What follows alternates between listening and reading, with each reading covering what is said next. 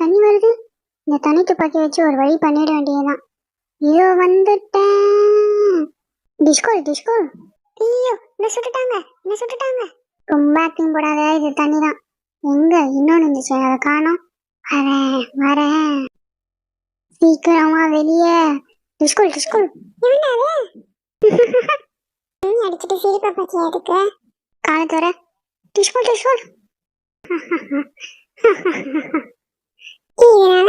நானும் வரேன். வந்துட்டேன். நான் ஜிமினா நல்லா இருக்கா?